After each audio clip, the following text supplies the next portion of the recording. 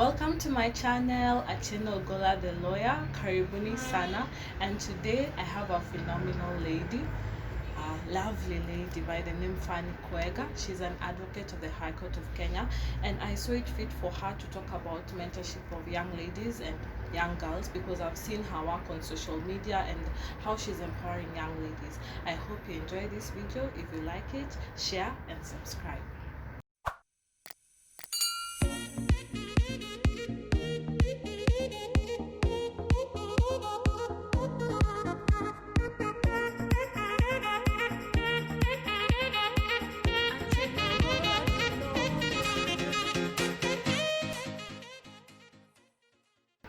So thank you so much, Phannie, Thank for you. agreeing to be with me today. And before we delve into the discussion, I'd like you to introduce yourself to my viewers. You tell my viewers about yourself, your bio, what you do, and who you are basically.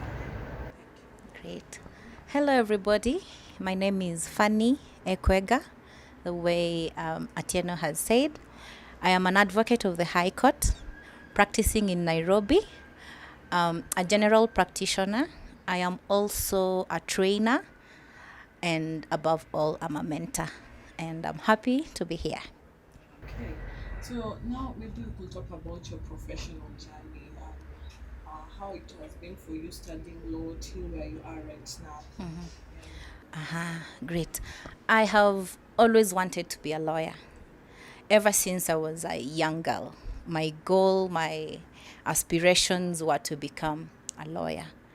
So, studied at Moi University for my LLB, finished it in 2012, joined KSL in 2013, did the theory part, then did my pupillage here at a law firm here in Nairobi. Was admitted in 2016. Yeah.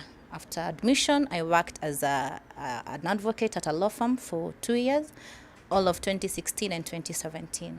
Then 2018, I now ventured out to see if I could start something on my own. So that's when Triple K Advocates was born, myself and two other partners. Yeah, so far so good, and here we are. Yeah. Maybe now you could talk about how your personal family life has shaped you and molded you to reach now where you are as a person right now. Personal family. Okay, I am a firstborn of 5 girls, and we are only girls in our family. So that being a firstborn of 5 girls, that in itself is a huge responsibility on my part.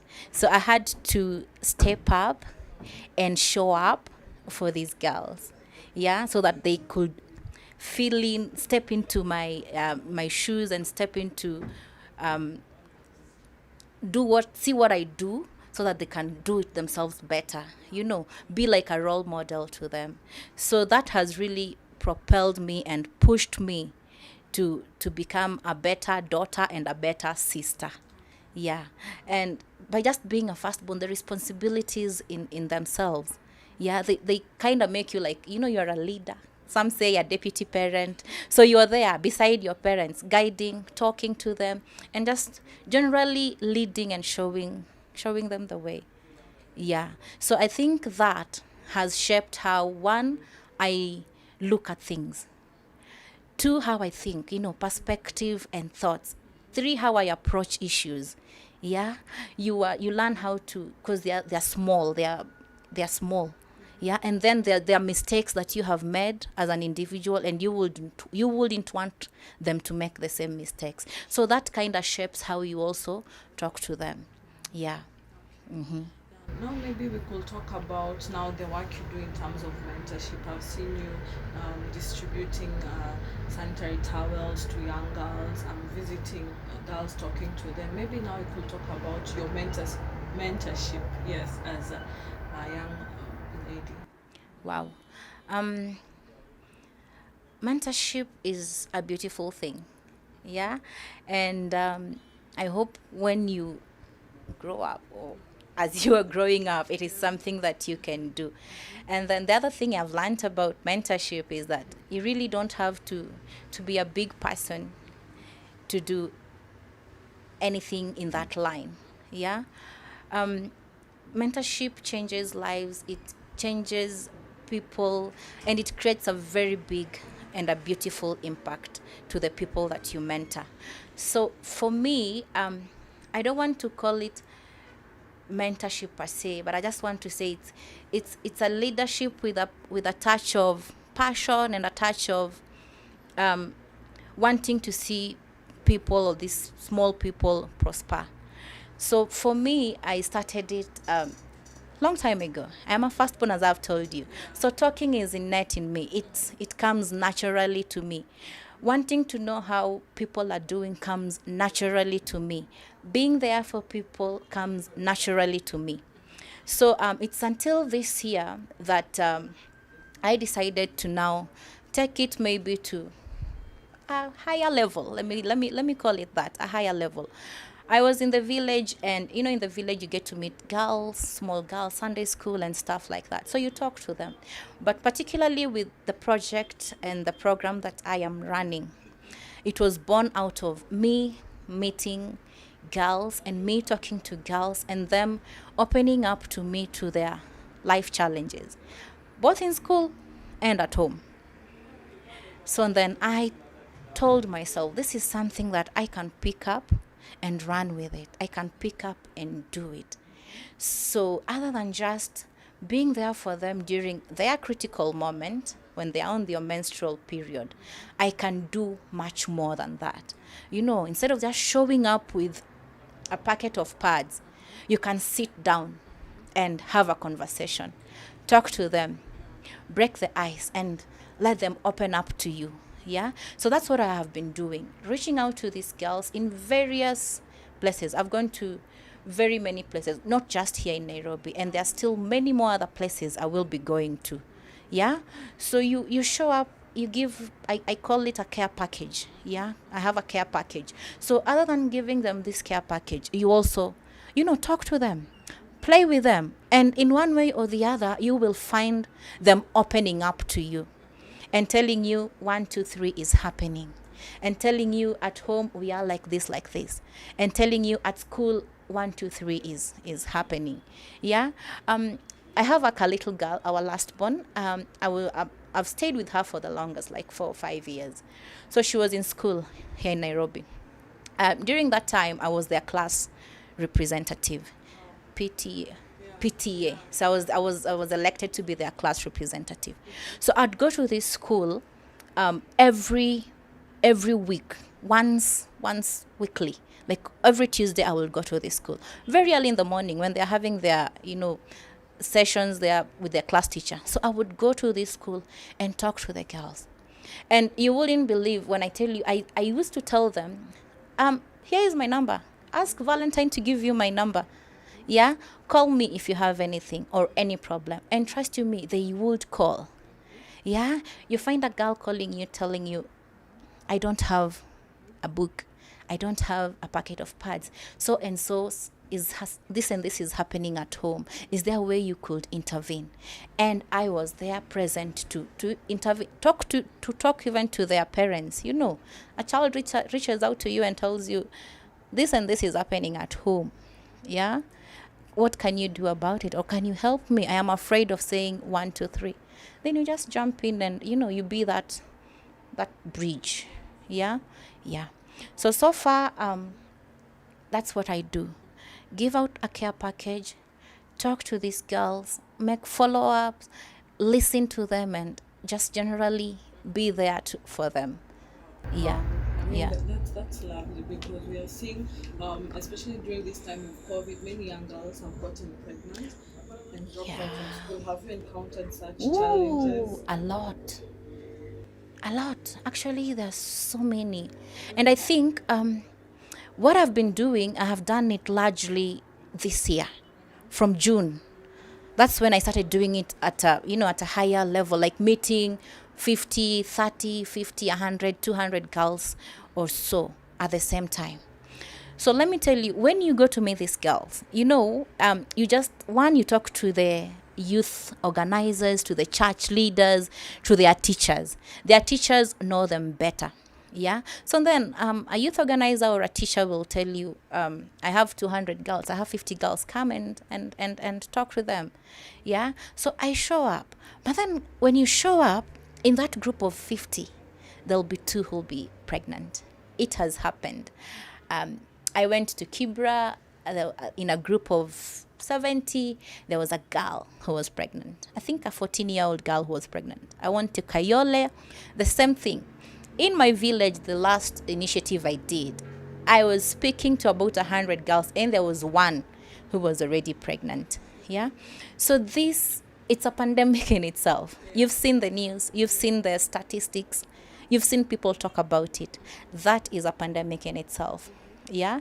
So what we do to the girls that are not pregnant, the ones that the scourge hasn't hit them, we talk to them and continue talking to them. To the ones who are already there, who are already pregnant, you find a way of talking to them so that you don't injure their esteem or make them feel bad about themselves. Yeah.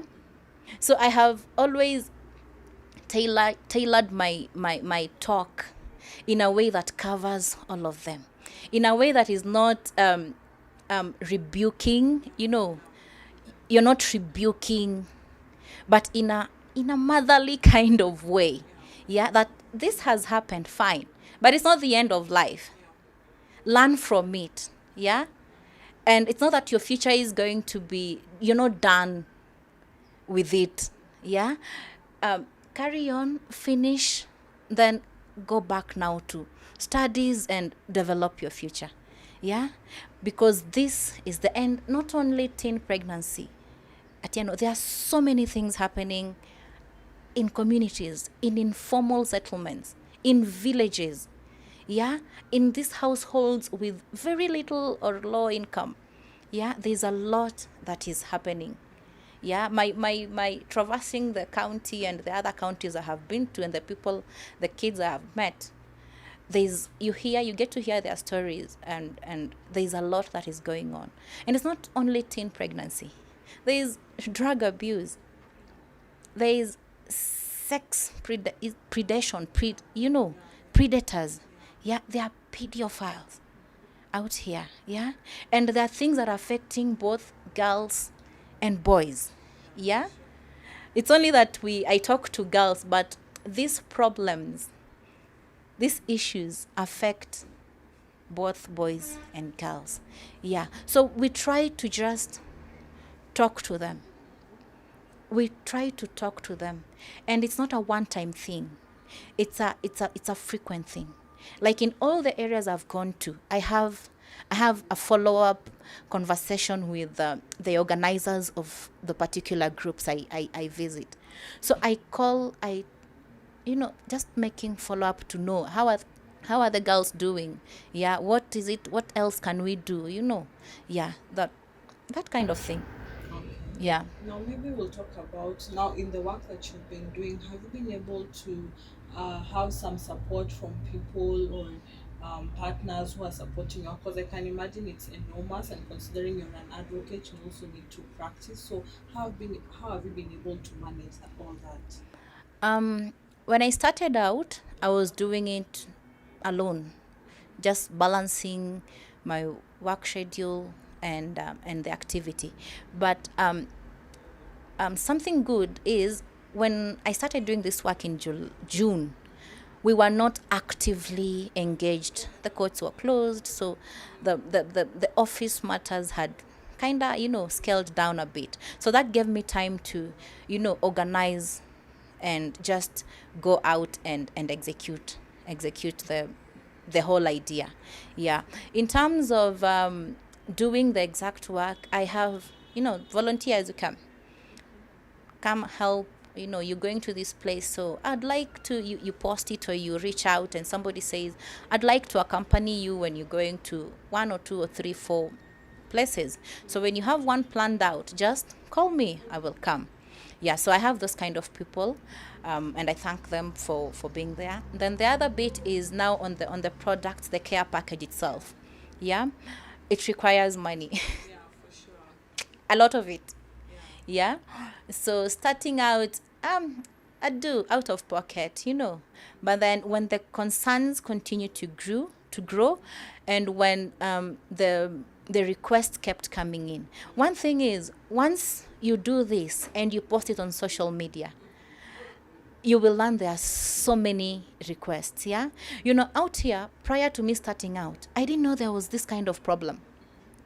I just knew, okay, it's there, but it's not this big or this bad. So I'd get inboxes, I'd get telephone calls like, I do this in my community, we are stuck, can you help? I do this in my village, we are stuck, can you help? So every time you do this, another pops up, 10 pop up. So like that. So on the financial bit, the care package itself, it needs money.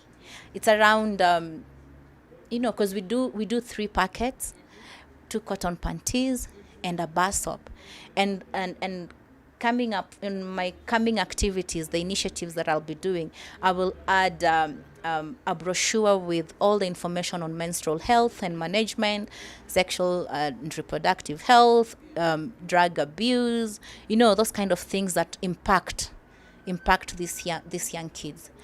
My supporters largely have been friends who see you do this work, and then they're like, the work you're doing is good, here is 10,000 for your next activity. Yeah, here is 20,000 for your next activity. And advocates have really come in handy. They have really helped me out. Yeah, other than me going out there and asking for funding, I've been doing some social media posts with the till number and a poster and stuff. Yeah, that also comes in handy. People, the social media friends will help, because you see, somebody will send you 100 bob, and that 100 bob will buy 2 packets of pads for one girl. So that is also enough. Yeah, so my support largely has been friends and family. Yeah, I'm yet to find partners, but that is something I will look into. Get partners to sponsor the entire program, the entire activities that I have. Okay. Yeah. Now, as you've been talking to the girls, maybe have you encountered any challenges in terms of maybe the parents, and also what message would you have to parents of these young girls? Because I think sometimes people are talking about poor parenting as a result of the rise in teenage pregnancies. What would be your message, and have you handled challenges where parents are involved? Okay. Let me start with the challenges with talking to the girls. Number one, you will not get through to the girls the way you expect. Like, you meet them, or you meet them in small groups of 5 and 10, and you ask them to open up. They will not open up. So breaking that ice has been an issue. So you have to find ways to bring them closer by just talking, yeah, and telling them it's okay, just tell me what is happening. Yeah, so first you get close to them, because you see, these are people you don't know, they don't know you. You're showing up for the first time, so you don't expect somebody for the first time to just open up and tell you 1 2 3 is happening to me or at home. So one is, I have learned to break the ice. Initially I didn't know how, but now there's a way. I just talk to them and bring them closer. Yeah, and just tell them, I'm like your big sister. I am, and I am here. I'm going to listen. I'm not going to judge you. I'm not going to do anything. I'm just going to listen to you. Yeah. So one is breaking that ice. Yeah, that has been a major challenge. Actually, it's everything, because you will not know what the problem is until they tell it to you. Yeah. And some of these problems are hidden. You see somebody, you think they're okay, and in real sense they are not. Yeah. So for me, it has been that breaking the ice. With parents, I haven't encountered parents per se, because I just meet the girls only, and their maybe teachers, church leaders, or the youth organizers. Yeah. But thing is, with the current happenings with our teenagers, it's a clear pointer that something is wrong. I don't know if it is something to do with parenting and society. I don't know. But thing is, society will always be society. The ills, the evil, and the bad things that are happening will always be there. So then the buck stops with the parent, yeah, or the guardian to this child, be it a boy or a girl. One, how close are you with your child? Yeah, we are working. We leave the house at 6. You come back at 6 or 8. Yeah. During this time, for example, the kids are at home. Do you know what they have been up to? Yeah, that's a question that it bedevils all parents. You've left your child. Yeah, you're going to hustle. Yeah, you have to find food for them. Yeah, you have to find clothing, medical, and school fees for them. Yeah, but what is happening to them? Yeah, what if you find all these other things and then the person you're working so hard for is not there? Yeah, so then it just begs the question, how close are we to our kids? How well do we know our children? Yeah, do you know what they're engaged in when you're not there? Do you know who their friends are? Do you know who they are speaking to? Yeah, in your absence. Yeah, because teenagers, 11, 12, they have phones. Do you know who they are speaking to? Do you know the content of the conversations they are having? Yeah. So for me, that is, I don't know. It's the parent. It's a whole duty for the parent and the guardian. If at all you have the best interests of this child at heart, you will want to know what they are doing, who they are doing it with, who are they talking to, and what are they talking about. It's not something you do every day. I'm not saying you be a policeman or woman to your child. No, be close to your child. Atieno, you have a mom. She's close to you, right? She calls you. She wants to know how you are. And she will not just ask in passing like, Atieno, how are you? You tell her, I'm fine, mama. No, she will intently find out. And that's what parents and guardians need to do. That's what I do with my sisters. Yeah? Like, we will laugh. But there are things I will ask. And because I have known them too long, from their responses, I will know 1, 2, 3 is wrong. Yeah? From the tone on the phone, I will know 1, 2, 3, 4 is wrong. So as parents, okay, I'm a parent, I'm a deputy parent.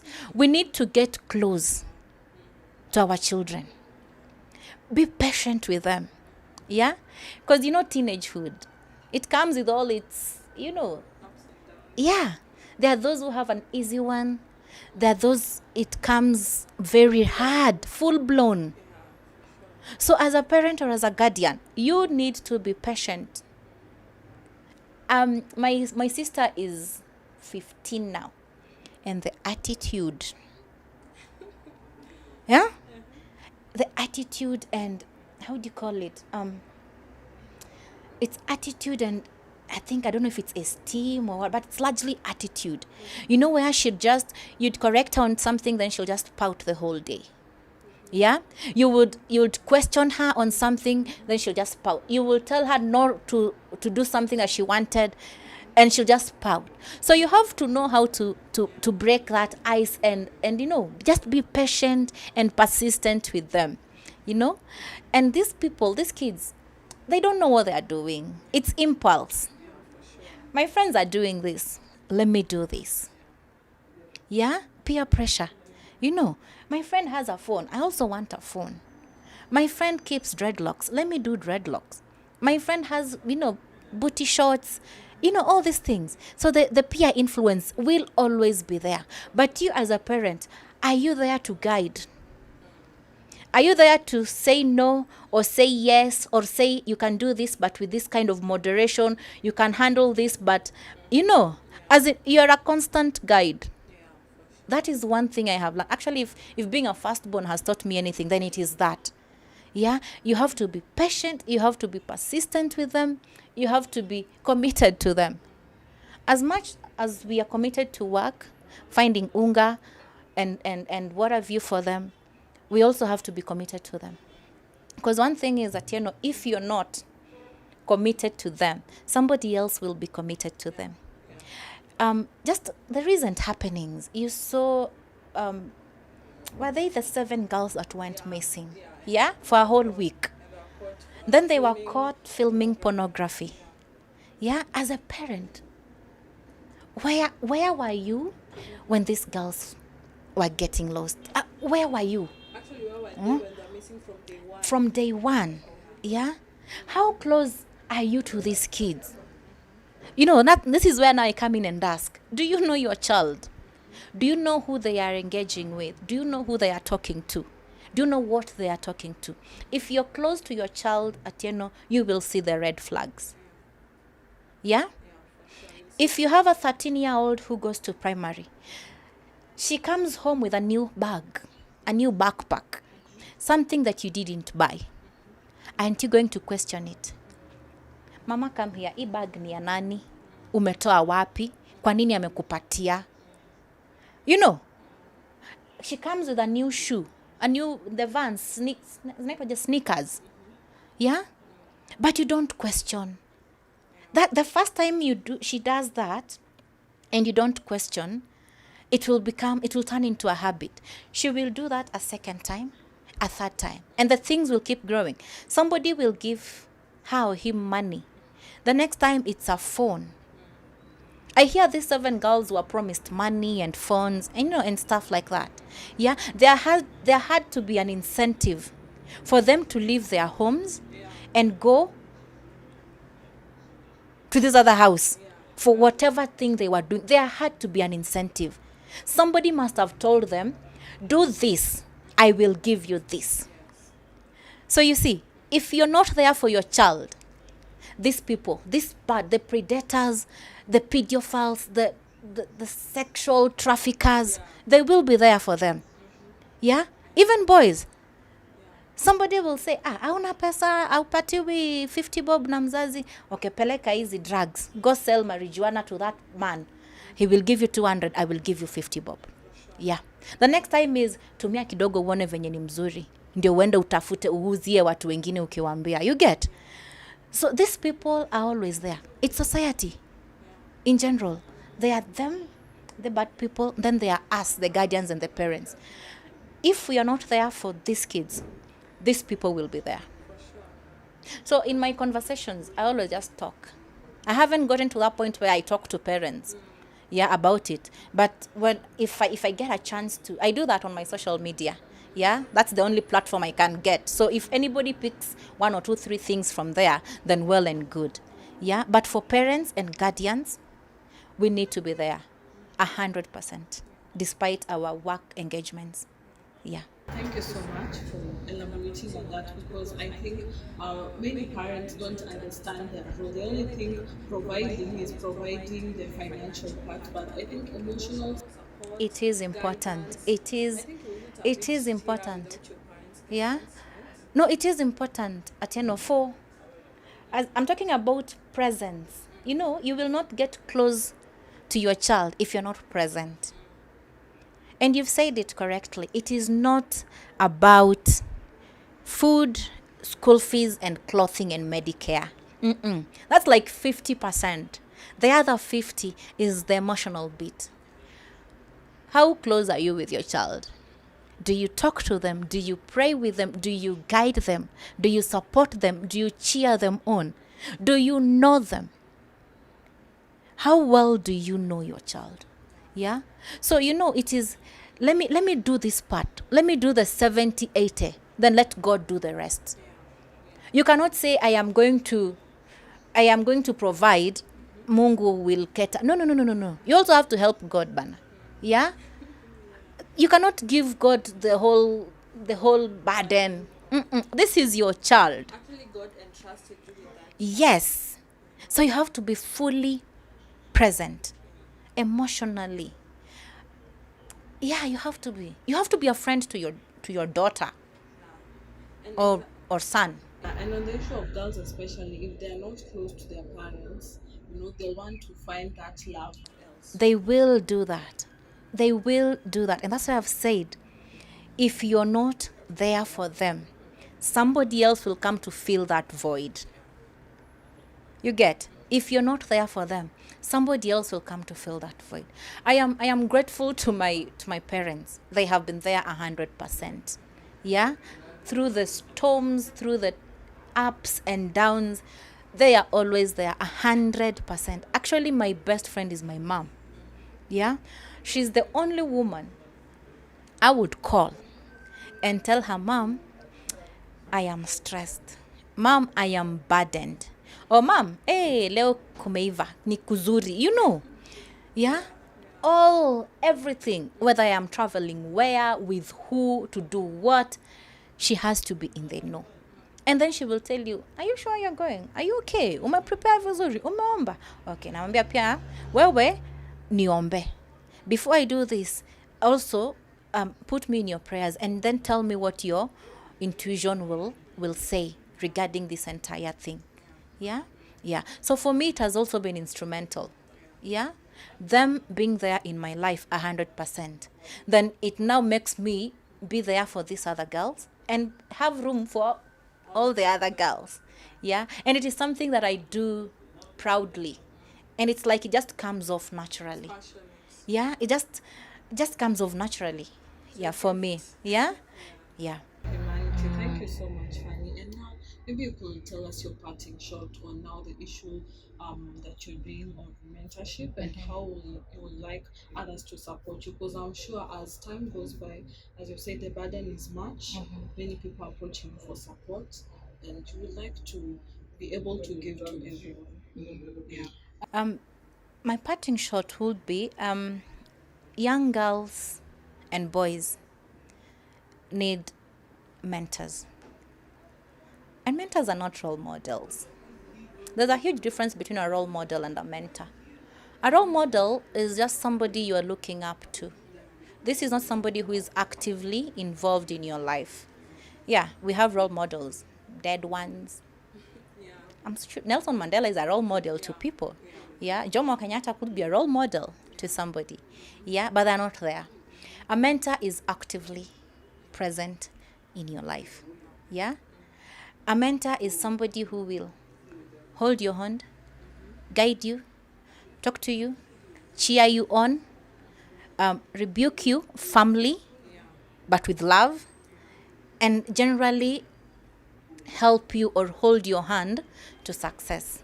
Yeah? And better life making decisions. When we were growing up, I didn't have a mentor per se. Actually, what I have is role models. Yeah? My mom, Michelle, and Angela Merkel. Those three women. You know. But imagine at 24 years old, if you went to your village and picked two 13-year-old girls or two 14-year-old girls. You're soon to be an advocate. Congratulations, by the way. You passed your bar exam. Yeah. So imagine you going back. At 13 or 14, they've cleared class 8. Yeah. Imagine going back to the village and picking these two girls and start working with them. Start sharing your knowledge, the far and the much that you have acquired, and your life experiences, the far and the much that you have seen. A 13-year-old, you're 24, right? So imagine talking to a 13-year-old. It will shape her mind. It will shape her perspective. It will make her look at things differently. She'll be like, wow, she's a lawyer. At 24, she's a lawyer. She's doing 1, 2, 3 things. I want to be like her. Yeah? So then she's not only looking at you and saying, I want to be like her. She's seeing herself in you. And plus, you are there. You call her, you speak to her, you send her books, novels to read. You tell her, if you have anything, call me. I'll talk to you. I am here for you. So that's mentorship in itself. Yeah? Then the other thing is, you don't have to be a successful city lawyer with lots and lots of money to be a mentor. No. You only need passion and a big heart and a drive to guide them. Yeah? And this is something everybody can do. Those with good intentions, People with good intentions, people who want to see where they come from, the community they come from, the society they're living in changed or transformed. And this applies both ways, girls, boys, you know.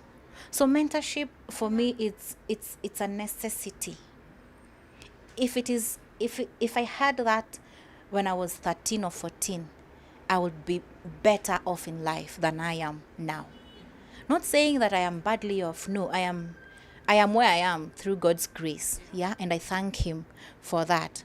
But suppose I had somebody to mentor me at the age of 14, to walk with me through my life's choices, decisions, career, education, career, and all those things, I'll be in a better place. Yeah, so all of us need to get involved. However small, it is important. Actually, it is imperative that we do. And mentorship is not just talking, rebuking. It is being present in this mentee's life. Like the girls I speak to, I have done repeat visits, because I know you cannot go there once. I have done repeat. I have been to Kayole 3 times, Sinai 2 times, Kibera 3 times, Ngong 2 times. Yeah, I'll be in Bomet again, and I'm sure I'll be in the village again. Yeah, follow up. Hi, how are you? How are you doing? How is everything? Consistent follow up, consistent guiding, and getting feedback from them on knowing how to, just better improve their lives. Yeah. So for me, that is my parting shot. Let us be present in this teens' life. They need us. These girls and young women, they need us. Yeah. Even people who are older than me, I think we also need them. Like a 50-year-old, a 45-year-old, they need us, because you see, we don't know. We're living. It's a journey we are walking. So if I have a 45-year-old or a 40-year-old or a 38-year-old who will tell me, Phannie, what you're doing here is not right. Can you try this? It's not too late. Yeah? So just positively being there in people's lives and positively impacting them. As regards my upcoming activities, I have a number. Oh my God. And they need money. I have volunteers. I have a team in place. The only hurdle is money. Yeah? And I keep getting calls. Like now, I need to see girls in Kasipul constituency. That's home constituency for my mom, birthday. Yeah? So Go together. great. So there's a lady who just called me and told me, hey, Phannie, I've been given your number by so and so. He tells me you deal in 1, 2, 3. Can you come and help me? I have been doing it, but I am overwhelmed. So I was like, okay, fine. And one thing with me is I don't say no. I just say fine. I will see what I can do. And then I plan. I may not do it immediately, but I will do it. So she called me last month and I told her, let me plan something. So I will go to Kasipul on 30th this month. On 30th or 27th. That last week of the year. Yeah, there's a Wednesday we've set apart for that initiative. So I will go there. Yeah, and thing is, I want to be involved myself in these activities. I don't want to delegate to people. I'm not at a level where I can delegate and be rest assured that these people will do exactly what I do and how I want it to be done. So I have that upcoming activity. She's told me she has 200 girls. Yeah, and that needs money. So I'm reaching out to friends. If you can support me, however small, the 200, the 500, the 10,000, the 50,000, it all comes in handy whenever I have this kind of activities. Yeah, so that's the support that I need. Yeah, that's the support that I need, the financial support, and also volunteers. Yeah, volunteers. Come, help me talk to these girls. Yeah, if this is what you do, come help me talk to these girls. Yeah. That's That's lovely. Actually, I think you might have to put your paybill number on the description so that whatever much or little someone has, they can be able to support. And there's nothing like little, because all of it plays a role. Actually, little is much when God is in it, when love is in Yeah. The other thing, God has really been gracious. Yeah. You know, these are the kind of activities that you take on, not knowing what tomorrow holds. The very first one I did in June, it was in the village, you know. I just put out, after seeing a small girl come to collect milk.